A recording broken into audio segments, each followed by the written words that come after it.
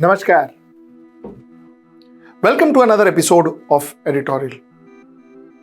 Pakistan's economy may collapse in the next couple of weeks, maybe a month. We'll discuss three aspects on this subject. A, what really happened? B, why it happened? And C, how is it going to affect India? So let's discuss these 3 points. Let's get right into the show. The first thing is Pakistan is a clear example of a country built bad. What I mean by that is Pakistan, the founding fathers never thought of building a strong foundation for Pakistan. Never building industries. Never building colleges and schools and universities. In fact, the foundation of Pakistan was weak and therefore the problem started from there, 1947. You see, Pakistan has almost no exports or very, very limited exports, especially from agriculture. Very limited agricultural exports. Most of the things in Pakistan are imported.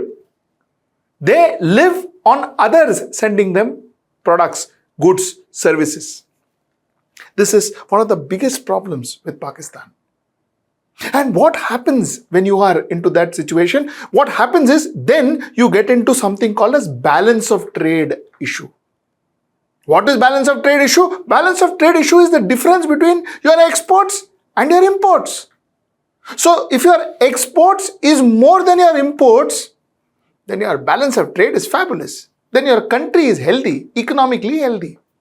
But if your exports and import के बीच में कोई relation ही नहीं है, your exports are almost nothing and your imports are huge, then your balance of trade is in negative, which means you spend more foreign reserves than earn it.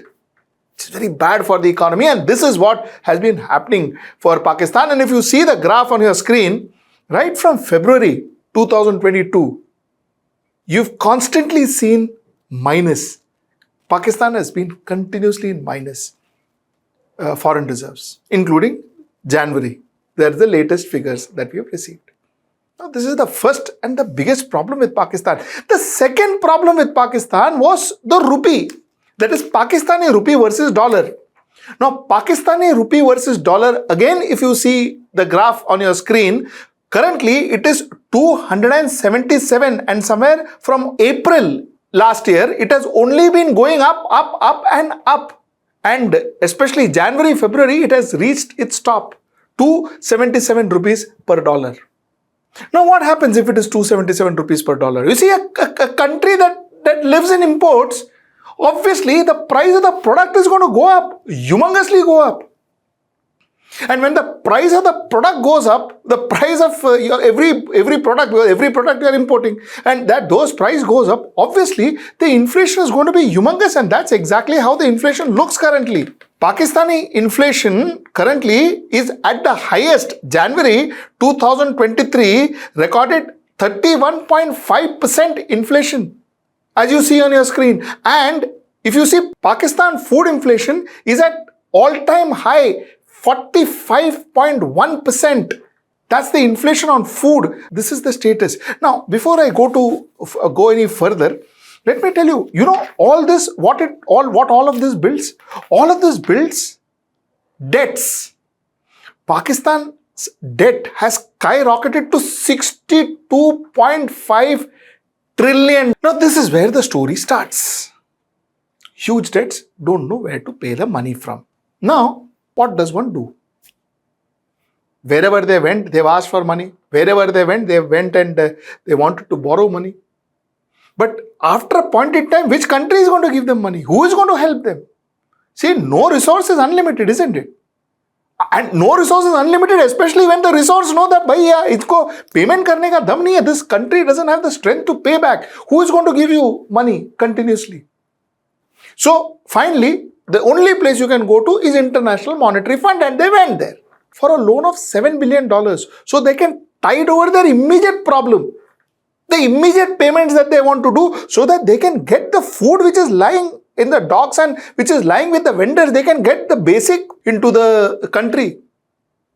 And, at least ensure that the country can hold on to things till they find out a way to resurrect themselves. IMF came, they put a clause, they are more or less okay with lending the money, but they have put very stringent clause, and it is fact. You see, petrol, diesel, humongously subsidized by Pakistan.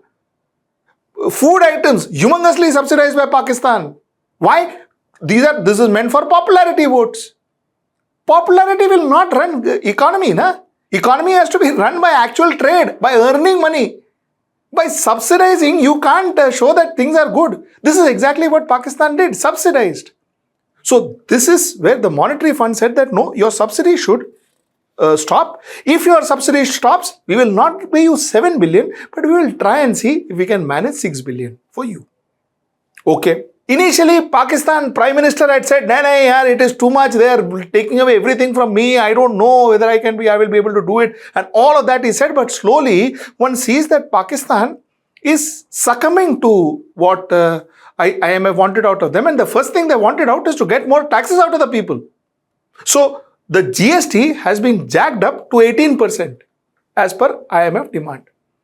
Their goods and services tax went up by 18%. The second thing which they did is they cut government expenses by 15%. I will come to government expenses. I will come to Pakistan's government's governance and the army and all of that. I will come to that. But before that, let us finish the first topic, that the status of Pakistan, and the government decided, okay, Baba, we will cut 15% of government expenditure. The third point they said is, okay, we will increase the price of petrol and diesel by 22 rupees. Oil price increased by 22 rupees, 20 paise to be precise. So, there also they increased. So, more or less, a lot of things that the IMF asked them to do, they did. But the story doesn't end here, does it? The story doesn't end here. Moody's, Fitch, all of them downgraded. Fitch downgraded them to CCC minus. Moody's downgraded them. Everybody downgraded them. So, what happens when these rating agencies downgrade a country? Nobody is willing to invest. So, जो पैसे डालने वाला है वो भी नहीं डालेगा, because when you see the ratings. So, this downgrading also came at a stage where they needed money the most. Let's discuss the reason why all of this happened. Let's discuss that for next 3 minutes. Reason number 1, like I told you in the beginning of this editorial, lack of foundation.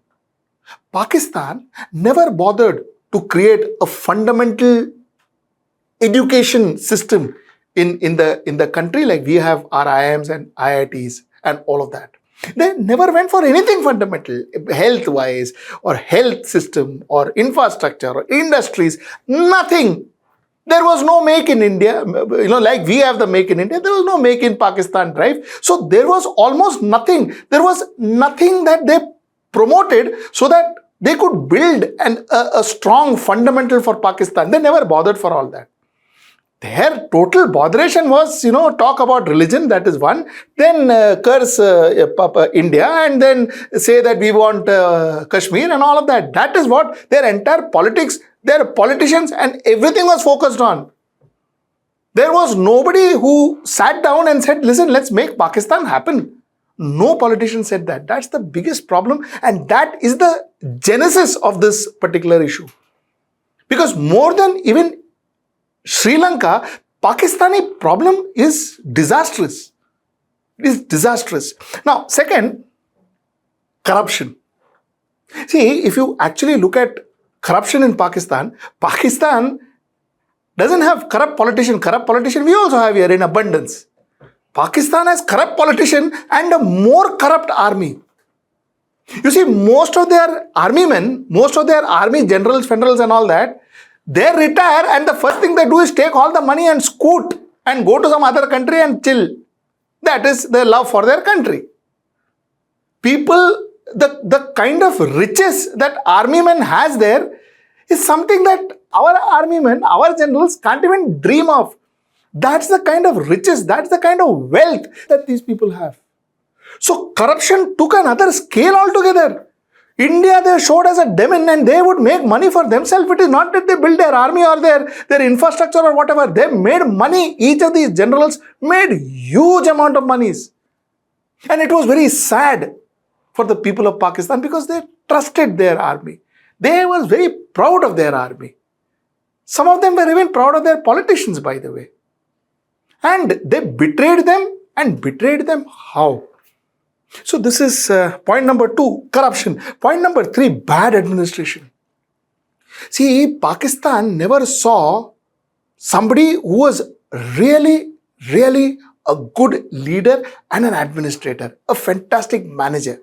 Pakistan never saw it. As far as India is concerned, with all our problems, all our corruption, all our issues, all our everything, the prime ministers that led our country led with diligence. Each of our prime minister, most of our prime, I will not say each, most of our prime ministers achieved something for the nation, took the nation from one level to another level. The next one came and took it from one level to another level. Because each of them contributed something to the growth of this country. Most of them contributed something for the growth of this country. Unfortunately, if you see it in Pakistan, that never happened. Pakistan was so used to live with aid money. They got aid from America to fight and ensure that USSR doesn't dominate Afghanistan. They got aid from America because then they didn't want Taliban to become big in Afghanistan. Then they got aid from Pakistan. They lived with aid money. They lived with money for war. Because most of them were money given because usko aane mat dena, isko pakadna hai, isko bada mat hone dena, usko. That was it. That was what Pakistan did. That was their biggest industry. Not IT, not automobiles, not machinery. Their biggest industry was that. And that was unfortunate. Why? Because they didn't have a visionary. They never had a visionary leader.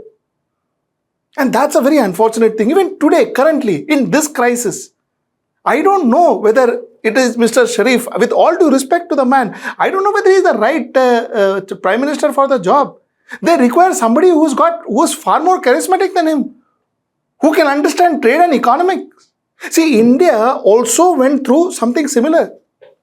But then we had P.V. Narasimha Rao and then we had Dr. Manmohan Singh, who pulled India out of this.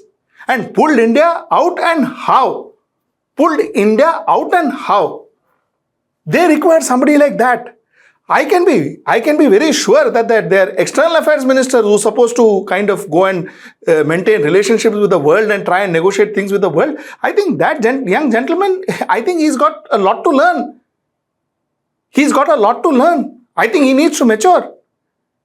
He's still bothered about giving statements. So the point is, I mean no disrespect to any country. And I am not rejoicing any country's doom. I don't. As a matter of principle, I don't. But what I'm trying to tell you is the truth. Because this is the time when you require politicians who are matured. This is the time when you require politicians who can make more friends and not enemies. This is not the time to make enemies. So that's my point number 3, bad administration. And my last point. Their focus was politics.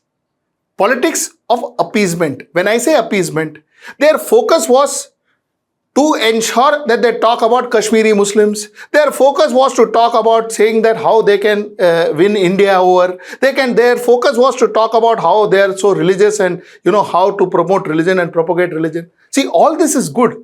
In the meantime, also look after your economy because that's real. Baki sab na hote rahega. That is real. That gets you food. They didn't. So these are the 4 points according to me that the reasons why such a issue happened. My last 3 minutes on how does it affect India. First, our neighbor, no money, no jobs. The youth are going to get more into militancy.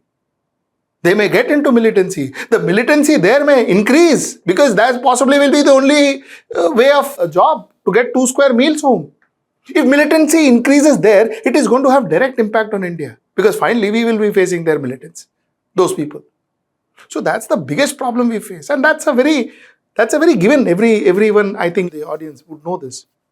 Another problem which is very important is, you see, when China gave money to Sri Lanka for ports and Sri Lanka couldn't pay back those monies, you know what China did? China went and took a lease of that port. China controls those ports in Sri Lanka for 99 years. 99 years lease to China. So China makes money out of that port. All the money that the port makes goes to China. That is how it is. So China said 99 years mein hum jitna paisa dala hai wo kama lenge. Now it is not only for the money to get their money back, they have control over the ports of Sri Lanka, which is in our shores, no? It is dangerous for us. Now that's Sri Lanka.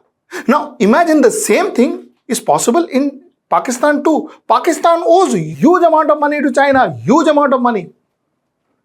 What if they take control of their roads for which they have paid money to build? What if they take control there and have a base there in Pakistan? And Pakistan will be more than happy to give it. At least Sri Lanka will think twice, but Pakistan will be more than happy to give it. What if that happens?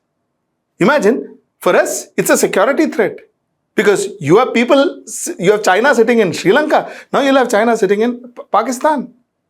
So this is another very serious concern for India. Finally, I think the best possibility for Pakistan to come back, to bounce back, is to take help from India.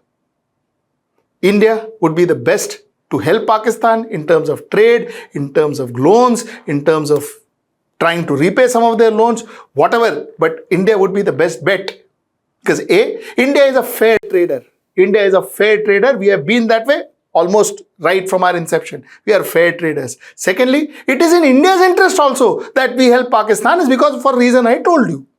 It is in India's interest also. So it would be high time that Pakistani politicians mature, go beyond their political thinking and manipulating their voters and their people, and try and start building a dialogue with India. India will not help till Pakistan asks them, is what I believe. Because end of the day, unsolicited help is never a solution and never a good thing. So Pakistan should ask India for help. India, I'm sure at that point in time, may consider helping Pakistan. And if that happens, things will be better for Pakistan and will be faster for Pakistan. And believe me, things will be good for India too. So that's my conclusion. That's the point I wanted to make, and I hope taking you through the process in a simple fashion, the way I understand it. And till I see you next time, that is tomorrow at 10 p.m. Namaskar.